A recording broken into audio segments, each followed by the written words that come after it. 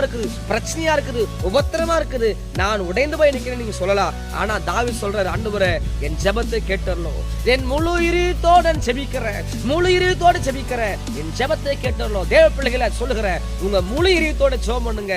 உங்க ஜெபத்தை ஆண்டவர் ஒருபோதும் தள்ள மாட்டார். உங்களோட கண்ணீரை ஒருபோதும் தள்ள மாட்டார். நீங்க அழுது கொண்டிருக்கிற உங்க கண்ணீர் அற்பமா நினைக்க மாட்டார். இந்த உலகம் பார்க்கறத போல என் ஆண்டவங்களை பார்ப்பதில்லை. தேவ பிள்ளையே, தாவீது பட்ட உபத்திரங்கள்லாம் நீங்க வாசித்தீங்கன்னா, தாவீது நெருக்கம் ஆடு மேய்க்கிற ஒரு சாதாரண மேய்ப்பனா இருந்தா இந்த தாவீது. உலகம் மறந்து போன தாவீது, எல்லா சொந்தங்கள் மறந்து போன தாவீது, பந்தங்கள் மறந்து போன தாவீது, தன் சகோதரர்களே அவனை பார்த்து பொறாமை கொள்கிற ஒரு தாவீதா இருந்தா. எல்லாம் வெறுத்த நிலைமையில தான் சொந்த தகப்பன் கூட மறந்த நிலைமை தாவீதுக்கு. இன்னைக்கு நீங்க கூட தாவீது போல அற்பமான ஒரு நிலைமையில இருக்கலாம், ஒரு பொருளாதாரம் இல்லாம இருக்கலாம், சூழ்நிலை எல்லாம் அந்த கீழா இருக்கலாம். உங்களை பார்த்து சொல்றாரு, ஆண்டவர் சொல்றாரு, உன் ஜெபத்தை கேட்க வந்திருக்கிறாரு, உன் கண்ணீரை பார்க்க வந்திருக்கிறாரு. ஏமா அழுகிற?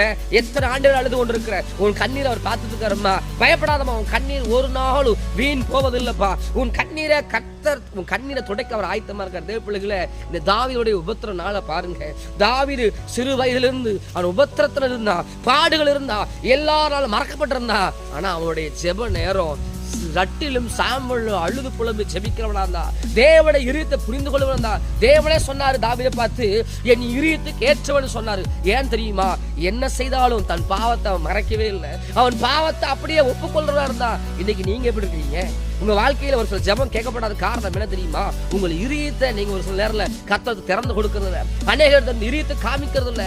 இந்த தாவீது சொல்ற, ஆண்டவரே என் முழு இதயத்தோட நான் உங்களுடைய ஜெபத்தை கேட்டுறணும், முழு இதயத்தோட நான் வேண்டுகிறேன். நீங்க முழு இதயத்தோட வேண்டுங்க. இந்த மாலை வேளையில நிச்சயமா உங்க ஜெபத்துக்கு பதில் உண்டு. உங்களுக்கு அநியாயம் நடந்திருக்கு தானே, உங்க அநியாயத்தை அவர் பாக்குறாருப்பா. இந்த தாவீதுக்கு அநியாயம் நடந்துச்சு.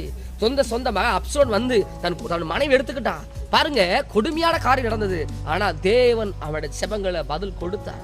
தாவீதுக்கு ஒரு நாள் தேவன் கைவிடுவதே இல்லை. தாவீது நாளுக்கு நாள் விருத்தி அடைந்தாரு. தாவீது உபத்திரத்தின் மத்தியில் உடங்கி கிடக்கல.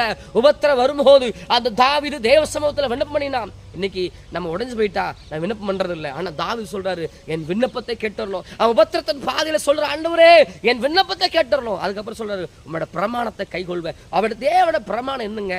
தேவன பிரமாணம் ரொம்ப ஈஸியான விஷயம் தான். ஆனா அது ஈஸியான விஷயம் என்னங்க? பரிசுத்தமாரு, உண்மையாரு, உத்தமமாரு. இந்த உலகம் கீழே மிதிக்கும், ஆனா சகிச்சிட்டு ஒரு நாளை தூக்கி எடுப்பாரு. இந்த தாவீதை தூக்கி ராட்சாவா கத்த தூக்கி எடுத்தாரு. அவன் அபிஷேகம் பண்ணப்பட்டிருந்தாலும் அவன் அந்த அபிஷேகத்துக்கு மதிப்பு இல்லாம ஒரு சாதாரண கிட்டார் வாசிக்கிறனா போறான், படைத்தலைவனாகிறா. அதுக்கப்புறம் படிப்படியா தாவீதை தேவன் உயர்த்தினார். இந்த செய்தி கேட்டுக் கொண்டிருக்கிறவங்க வாழ்க்கையில தொழில ஒரு குரோத் இல்லாம இருக்கலாம், குழந்தை பாக்கியம் இல்லாம இருக்கலாம், திருமணத்துக்காக காத்திருக்கலாம், ஏதோ ஒரு போராட்டத்தோடு இருக்கலாம்.